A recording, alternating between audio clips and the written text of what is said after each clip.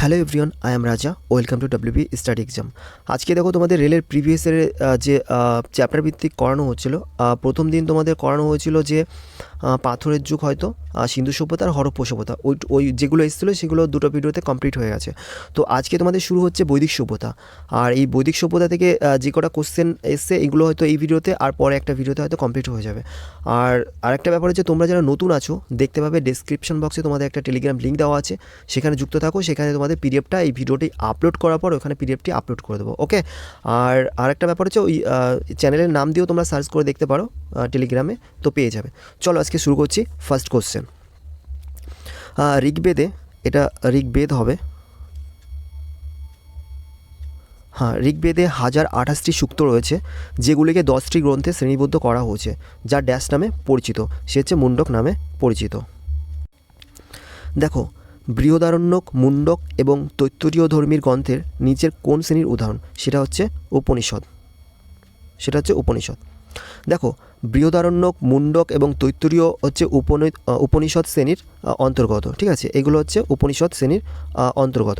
এবার দেখো, ভারতের জাতীয় নীতিবাক্য যে সত্যমের জয়ত আছে, সত্যমের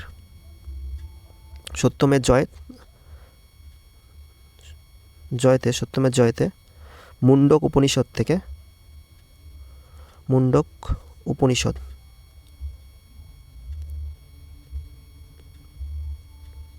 উপনিষদ থেকে এটাকে নেওয়া হয়েছে, ওকে। আর এখানে আরেকটা কি কোশ্চেন আছে, আরেকটা হচ্ছে তোমাদের পুরাণের সংখ্যা।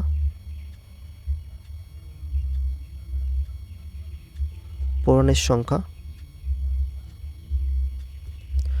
সংখ্যা হচ্ছে 18টি, ওকে। পুরাণের সংখ্যা হচ্ছে 18টি। আর আরেকটা কি আছে, এই 18টি পুরাণের মধ্যে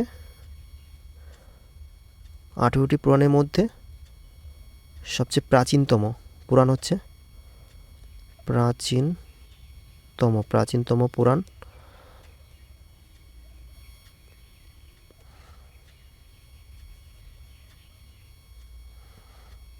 হচ্ছে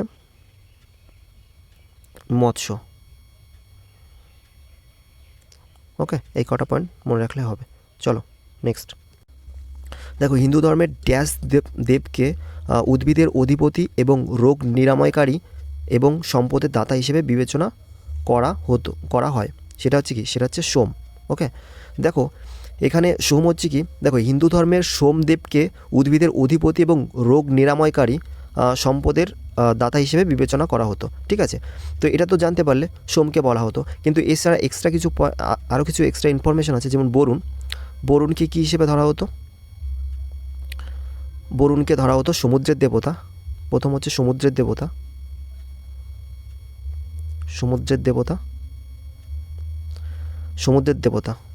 তারপরে নেক্সট হচ্ছে মহাবিশ্বের নিয়ন্ত্রক সত্যের প্রতীক, ঠিক আছে। মানে মহাবিশ্বকে নিয়ন্ত্রণ করতো।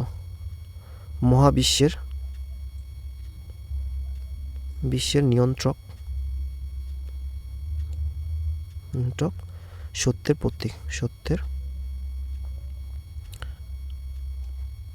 প্রতীক, নিয়ন্ত্রণ সত্যের প্রতীক। আর হচ্ছে কি ঋতু পরিবর্তন, আর একটা হচ্ছে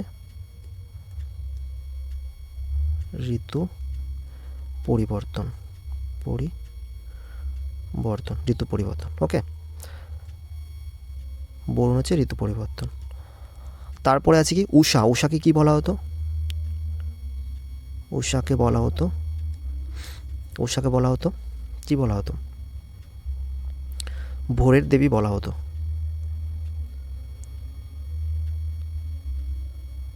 ভোরের দেবী বলা হতো। আর আরেকটা আছে কি, সেটা হচ্ছে যম বা যমরাজকে,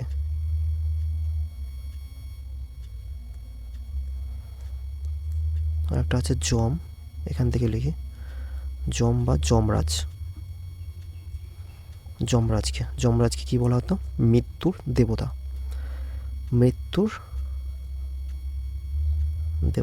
দেবতা হিসেবে ধরা হতো, ওকে। নেক্সট কোশ্চেন, নিচের কোনটি হিন্দু ধর্মের প্রধান দার্শনিক আদর্শ? সেটা হচ্ছে বৈশেষিক।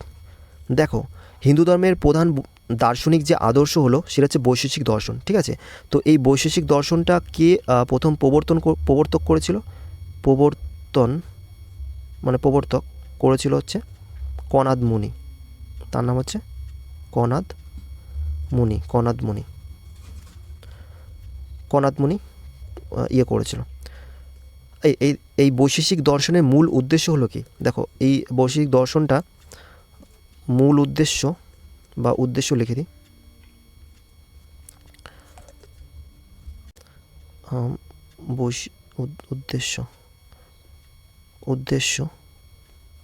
উদ্দেশ্য হলো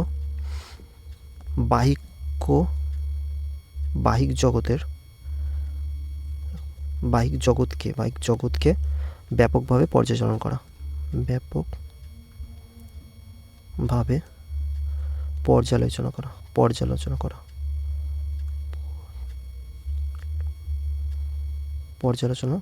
ঠিক আছে, ব্যাপকভাবে পর্যালোচনা করা। আর বৈশিক দর্শনে 16টি উপাদান ছিল। বৈশিক দর্শনে কি 16টি উপাদান ছিল বৈশিক দর্শনে, ঠিক আছে? 16টি উপাদান ছিল। তার মধ্যে হচ্ছে 7টি গ্রহণযোগ্য, ঠিক আছে? তার মধ্যে 7টি গ্রহণযোগ্য। নেক্সট কোশ্চেন, নিচের কোন বেদ আচারে বা বুক অফ রিটেলস বই হিসেবে পরিচিত? সেটা হচ্ছে যজুর্বেদ। নিম্নে কোনটি যজুর্বেদ সম্পর্কিত? সেটা হচ্ছে বলিদানের আচার।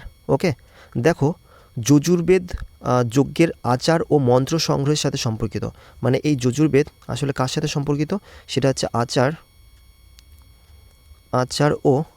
ও মন্ত্র সংগ্রহের সাথে জড়িত, ঠিক আছে? সংগ্রহের সাথে জড়িত। আর যজুর্বেদ হলো কি 4টি বেদের মধ্যে তৃতীয়তম। এটা হচ্ছে যজুর্বেদের তৃতীয়তম, ঠিক আছে? ওই তৃতীয়তম বলতে এই বেদের মধ্যে কি আছে সেগুলো হচ্ছে ঋগ্বেদ আছে, তোমরা এগুলো জানো হয়তো। ঋগ্বেদ, তারপর আছে সামবেদ, তারপর আছে যজুর্বেদ,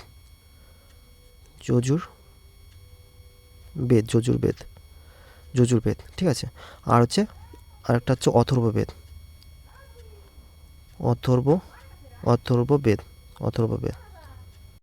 ঠিক আছে? তো এখানে দেখো যজুর্বেদের যে 3 নম্বর স্থানে আছে সেটাই আমি প্রথমে বলেছিলাম। দেখো, এখান থেকে আরেকটা জিনিস আছে। যজুর্বেদকে আবার দুটি ভাগে ভাগ করা যায়। সেটা হচ্ছে, দেখো, এই যজুর্বেদকে আবার দুটি শাখা আছে, ঠিক আছে? একটা হচ্ছে কি কৃষ্ণ যজুর্বেদ, একটা হচ্ছে কৃষ্ণ যজুর্বেদ, আর একটা হচ্ছে শুক্ল যজুর্বেদ, ঠিক আছে? একটাই আছে পয়েন্ট। ওকে, নেক্সট কোশ্চেন, যজুর্বেদে কয়টি শাখা আছে? সেটা হচ্ছে 2টি, কারণ আগেই আলোচনা করলাম 2টি, ঠিক আছে? সেটা হচ্ছে কি আছে? কৃষ্ণ যজুর্বেদ আর হচ্ছে শুক্ল যজুর্বেদ, ঠিক আছে? তো 2টি শাখা আছে। কি 2টি শাখা হচ্ছে, একটা হচ্ছে কৃষ্ণ যজুর্বেদ,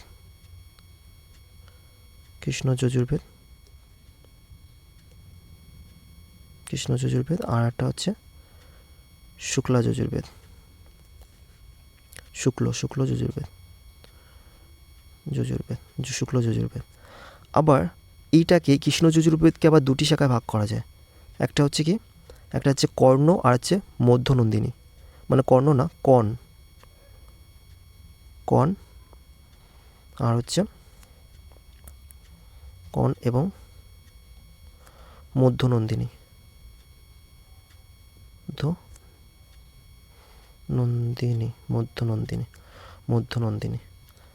আর এই শুক্ল যজুর্বেদকে কটি ভাগে ভাগ করা যায়? 2টি ভাগে ভাগ করা যায়, মানে 2টি শাখায় ভাগ করা যায়।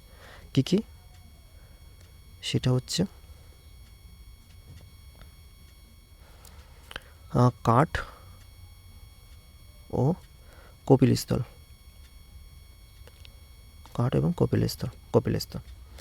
আর আরেকটা পয়েন্ট আছে এখানে, আরেকটা জিনিস জানার ব্যাপার আছে ইম্পর্টেন্ট। সেটা হচ্ছে যে এই যজুর্বেদে এই তোমাদের এই যজুর্বেদে কি আছে? 85টি শাখার আলোচনা আছে, ঠিক আছে? 85টি শাখা আলোচনা আছে, লিখে দিলাম, আলোচনা আছে। তার মধ্যে এই 85টির মধ্যে বর্তমানে বর্তমান বর্তমানে বর্তমানে হচ্ছে 4টি শাখায় পাওয়া যায়, 4টি শাখা শাখা পাওয়া পাওয়া যায়, 4টি শাখা পাওয়া যায়। ওকে, ঠিক আছে। নেক্সট, বৈদিক গ্রন্থ অনুসারে সংঘরিত্রী এর কাজ কী ছিল? সেটা হচ্ছে কোষাধ্যক্ষ বা ক্যাশিয়ার। ঠিক আছে, দেখো বৈদিক গ্রন্থ অনুসারে সংঘচিত্র অর্থ হচ্ছে কোষাধ্যক্ষ বা ক্যাশিয়ার হিসেবে জানা যেত। আর প্রধান বৈদিক গ্রন্থের মধ্যে রয়েছে কী কী? দেখো প্রধান বৈদিক গ্রন্থের মধ্যে ছিল কী কী তোমরা তো জানোই, সেটা হচ্ছে ঋগ্বেদ, ঋগ্বেদ ঋগ্বেদ তারপরে হচ্ছে তোমাদের সামবেদ, ঋগ্বেদ সামবেদ, তারপর হচ্ছে যজুর্বেদ, যজু এবং অথর্ববেদ। ওকে, অথর্ববেদ। আর একটা ব্যাপার হচ্ছে কি তোমাদের এই ইসে আর কি জিনিস ছিল, আর 8টি ব্রাহ্মণ গ্রন্থ ছিল এর মধ্যে, 8টি ব্রাহ্মণ গ্রন্থ, 8টি ব্রাহ্মণ গ্রন্থ ছিল এবং 7টি আরণ্যক ছিল, 7টি আরণ্যক মানে 7টি আরণ্যক ছিল আর হচ্ছে এবং 12টি প্রাথমিক উপনিষদ ছিল ওই সময়। আর 12টি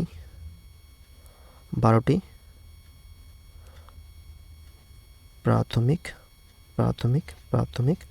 উপনিষদ ছিল। ঠিক আছে, আর কোনো পয়েন্ট নেই এখান থেকে। নেক্সট কোশ্চেন, হিন্দু ধর্ম পুরুষার্থ জীবনের লক্ষ্যের মাধ্যমে জীবনে পূর্ণ অংশগ্রহণকে উৎসাহিত করে।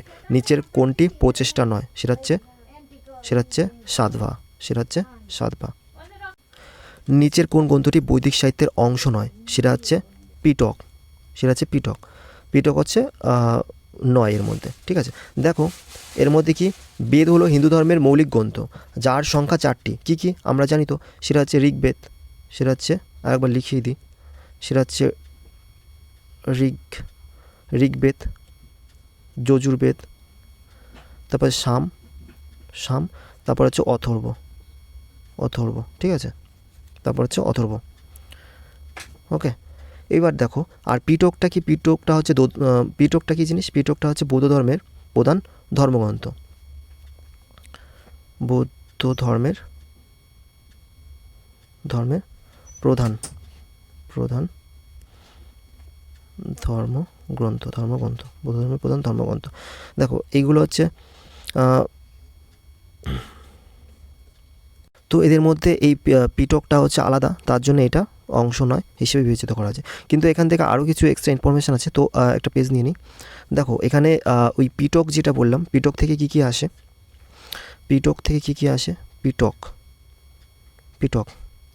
পিটক হচ্ছে একটা হচ্ছে প্রথম 1 নম্বর হচ্ছে কি তোমার 1 নম্বর হচ্ছে বিনয় পিটক। বিনয় পিটক থেকে কি আসে? বৌদ্ধ ধর্ম ও সংঘের নিয়মের সংকলন। ঠিক আছে, বৌদ্ধ ধর্ম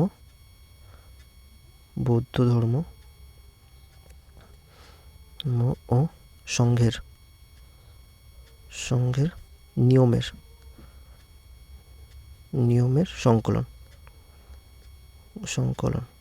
সংকলন। ওকে, তারপর 2 নম্বরে কি আছে? 2 নম্বরে আছে সুক্ত পিটক। অন্য কালিতে লিখি তাহলে ভালো হবে। 2 নম্বরে আছে সুক্ত পিটক।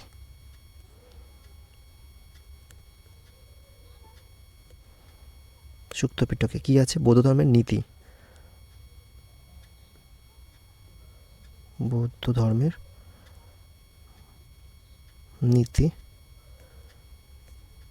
সংকলন। 3 নম্বরে কি আছে? 3 নম্বরে আছে অভিধর্ম পিটক।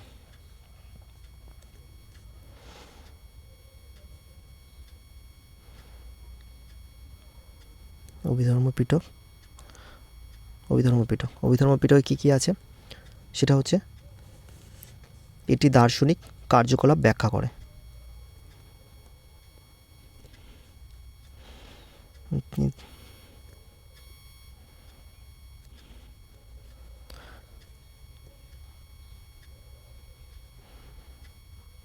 দার্শনিক কার্যকলাপ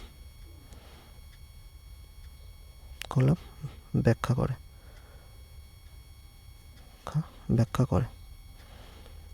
করে ওকে। নেক্সট কোশ্চেন, হিন্দু ধর্মের নিচে কোন দেবতাকে সৃষ্টিকর্তা বলে মনে করা হয়? সে হচ্ছে ব্রহ্মাকে সৃষ্টিকর্তা বলে মনে করা হয়। দেখো প্রথম হচ্ছে ব্রহ্মা, ঠিক আছে। ব্রহ্মাকে কি বলা হয়? সৃষ্টিকর্তা, ঠিক আছে। সৃষ্টিকর্তা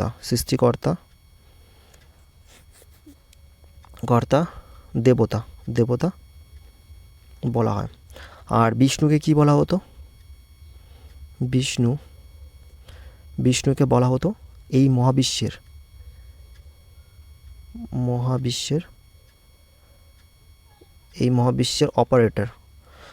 অপারেটর বা চালনা বলতে পারো।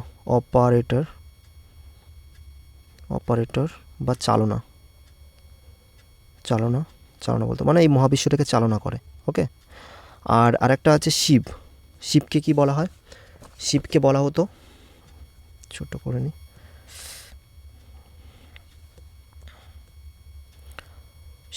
শিবকে বলা হতো মহাবিশ্বের ধ্বংসকারী হিসেবে পরিচিত ছিল, ঠিক আছে। মহাবিশ্বের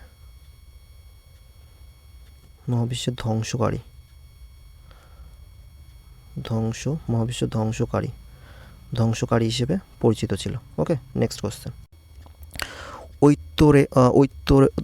ঐত্তরের উপনিষদটি ঐত্তরের অরণ্যকের দ্বিতীয় গ্রন্থের চতুর্থ, পঞ্চম এবং ষষ্ঠ অধ্যায়ের অন্তর্গত এবং এটিকে প্রাচীনতম উপনিষদ হিসেবে বিবেচনা করা হয়। সেটা হচ্ছে ঋগ্বেদ। দেখো এই ঋগ্বেদকে প্রথমত প্রাচীনতম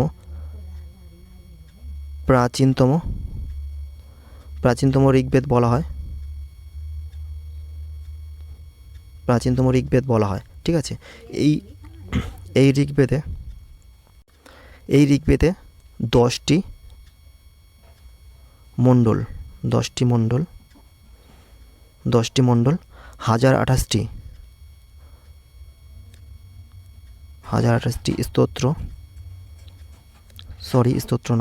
সূক্ত 1028টি সূক্ত ও 10,600টি স্তোত্র রয়েছে, ওকে, রয়েছে। আর কি রয়েছে? এই যে বেদের শ্লোক পাঠ করেছিলেন, মানে এই ঋগ্বেদের যে শ্লোক পাঠ করেছিলেন তাদেরকে কি বলা হতো? শ্লোক পাঠ করেছিলেন তাদেরকে কি বলা হতো? তাদেরকে হোত্রী বলা হতো। আর এই বেদ থেকে আমরা আর্যদের রাজনৈতিক সম্পর্কে, রাজনৈতিক ব্যবস্থা এবং ইতিহাস সম্পর্কে তথ্য পেয়েছিলাম, ঠিক আছে। তো এই ঋগ্বেদ থেকে কি পেয়েছিলাম আমরা? আর্যদের রাজনৈতিক ও ইতিহাস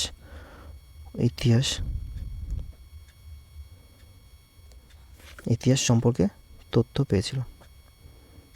পাওয়া গেছিল, ওকে। নেক্সট কোশ্চেন, আর একবার বলে দিই ব্যাপারটা। দেখো এই ঋগ্বেদ হচ্ছে কি, ঋগ্বেদে আমরা জানি ঋগ্বেদ হচ্ছে একটা প্রাচীনতম গ্রন্থ, ঠিক আছে। ঋগ্বেদকে আমরা প্রাচীনতম বেদ বলা হয়। আর এটা কি এটা হচ্ছে, এটার মধ্যে ঋগ্বেদের মধ্যে ছিল 1028টি, মানে 10টি মণ্ডল ছিল এবং 1028টি সূক্ত ছিল, আর 10,600টি হচ্ছে স্তোত্র ছিল। আর শ্লোক পাঠ করেছিল, ঋগ্বেদে যে শ্লোক ছিল সেই শ্লোকটা পাঠ করেছিল পাঠ করা হতো, তাদের কী বলা হতো? হোত্রী বলা হতো।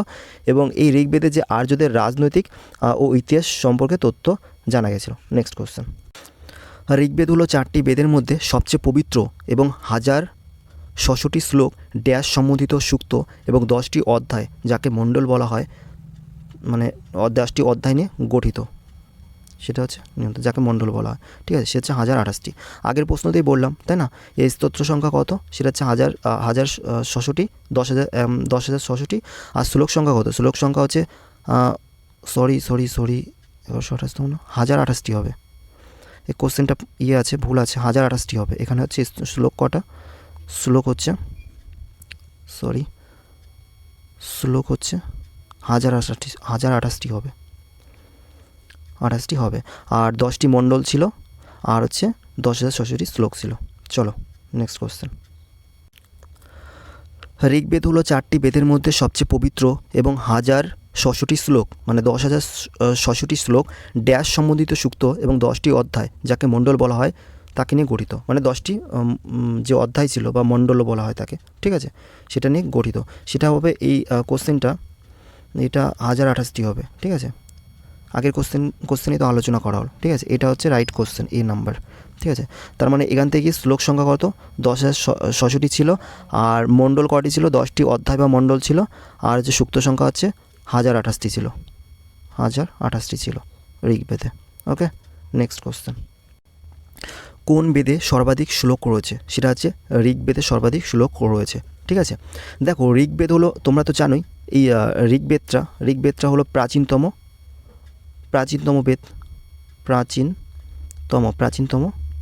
বেদ, প্রাচীনতম বেদ। আর নতুনতম বেদ কোনটা? নতুনতম বেদ হচ্ছে অথর্ববেদ। অথর্ববেদ হচ্ছে নতুনতম বেদ। আর ঋগ্বেদে 10টি ভাগে ভাগ করা হয়েছে, যা মণ্ডল নামে পরিচিত, ঠিক আছে। ঋগ্বেদকে 10টি ভাগে ভাগ করা হয়েছে,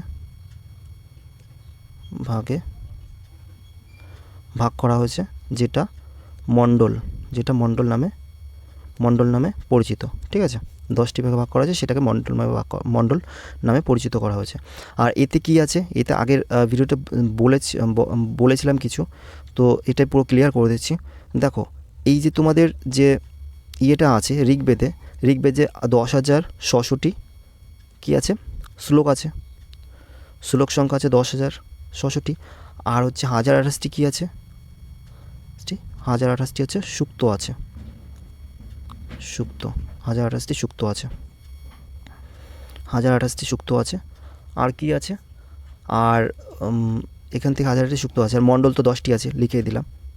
আর তোমাদের এখানে কি আছে, ঋগ্বেদে উল্লেখিত প্রধান দেবতাগুলো কি কি ছিল।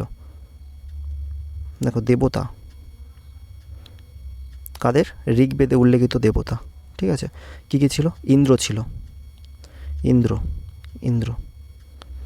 ছিল। তারপর বিখ্যাত গায়ত্রী মন্ত্রটি ঋগ্বেদে, বিখ্যাত গায়ত্রী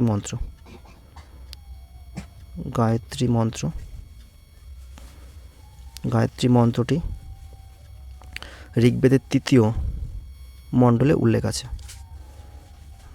3য় মণ্ডলে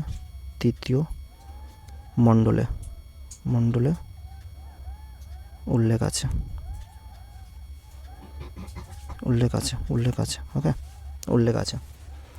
আর নবম মণ্ডলে দেবতা সোমের উল্লেখ আছে,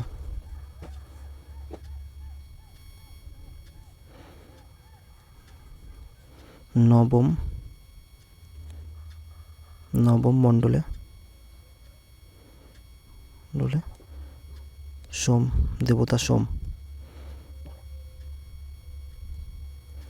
দেবতা, ঠিক আছে, দেবতা উল্লেখ আছে।